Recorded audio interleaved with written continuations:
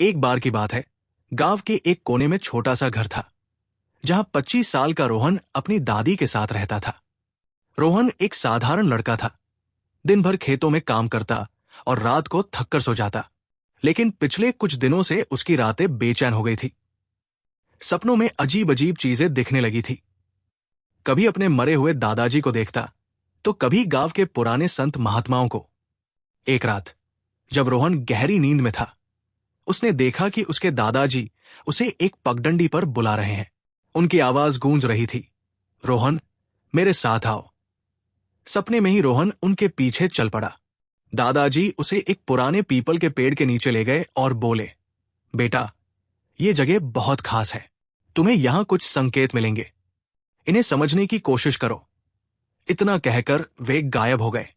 सुबह उठते ही रोहन परेशान था। उसे समझ नहीं आ रहा था कि यह सपना था या कोई संदेश। उसने अपनी दादी से बात की, लेकिन उन्होंने इसे सिर्फ एक सपना कहकर टाल दिया। लेकिन रोहन का मन नहीं माना। अगली रात फिर वही सपना आया। इस बार दादाजी के साथ गांव के संत बाबा भी थे। वे बोले, रोहन, सपने में मरे हुए लोगों का दिखना यूं ही नहीं होता। ये भगवान के संकेत होते हैं, तुम्हें इन्हें समझना होगा। रोहन ने हिम्मत जुटाकर पूछा, कैसे समझूं, बाबा? संत मुस्कुराए और बोले, जब तुम्हें कोई ऐसा सपना आए तो उसकी गहराई में जाओ। वो 7 संकेतों में से एक हो सकता है। पहला संकेत, संत ने कहा, यदि मरे हुए लोग सपने में हंसते हुए दिखें तो समझो कि वे तुमसे खुश हैं और तुम्हारे लिए आशीर्वाद लेकर आए हैं।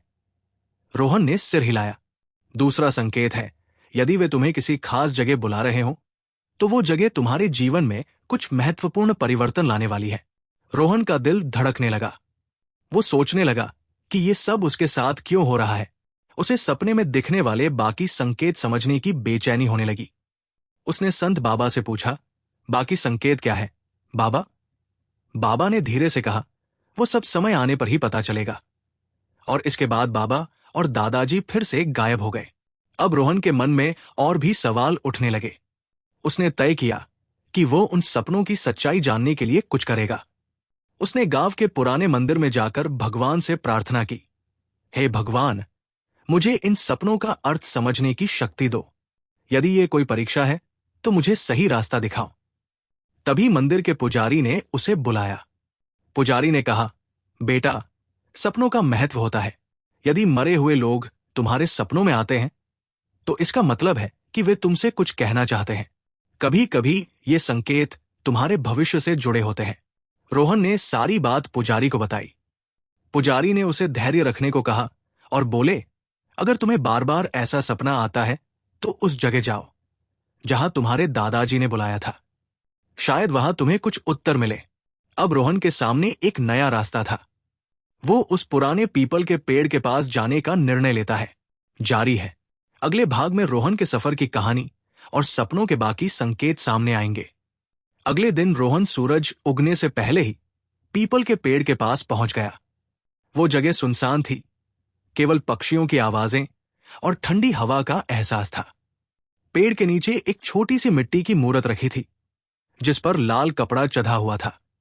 रोहन ने ध्यान से देखा तो मूरत के पास कुछ पुराने सिक्के और फूल रखे थे। तभी उसे पीछे से किसी के चलने की आवाज सुनाई दी। जब उसने पलटकर देखा तो वो वही पुजारी थे जिन्हें उसने मंदिर में देखा था। पुजारी ने मुस्कुराते हुए कहा, रोहन, तुम सही जगह पर आए हो। अब तुम्हारे सवालों के जवाब मिलेंगे। पुजारी ने उसे समझाया कि ये जगह एक प्राचीन शक्ति का केंद्र है। यहां मरे हुए आत्माओं के संदेश आते हैं। उन्होंने बताया, तीसरा संकेत यह है कि अगर मरे हुए लोग तुम्हें कुछ देने की कोशिश करें तो वो एक ऐसा वरदान हो सकता है जो तुम्हारी जिंदगी बदल देगा। रोहन ने ध्यान लगाकर पूछा, और बाकी संकेत? पुजारी ने कहा, चौथा संकेत तब मिलता है जब वे तुम्हें किसी गलती के लिए चेतावनी देने आए। इसका मतलब है कि तुम्हें अपने कर्म सुधारने की जरूरत है। रोहन गहरी सोच में पड़ गया। तभी पुजारी ने कहा, पांचवा संकेत यह है कि अगर मरे हुए लोग किसी खास व्यक्ति का नाम ले तो वो व्यक्ति तुम्हारे जीवन में महत्वपूर्ण भूमिका निभाने वाला है। रोहन को लगा कि उसके सपनों का मतलब धीरे धीरे स्पष्ट हो रहा है। उसने पूछा, और छठा और सातवां संकेत? पुजारी ने कहा, छठा संकेत है कि अगर वे तुम्हें कोई काम करने को कहें तो वो काम तुम्हारे भविष्य के लिए बहुत जरूरी है। और सातवां संकेत यह है कि अगर वे सिर्फ चुपचाप खड़े हों तो समझो कि वे तुम्हें सिर्फ अपनी उपस्थिति का एहसास कराना चाहते हैं। इतना कहकर पुजारी ने रोहन को आशीर्वाद दिया और चले गए। रोहन ने उन सारी बातों को दिल से लगा लिया। उसने अपने सपनों के संकेतों को समझा और जीवन में एक नई दिशा की ओर बढ़ने का निश्चय किया।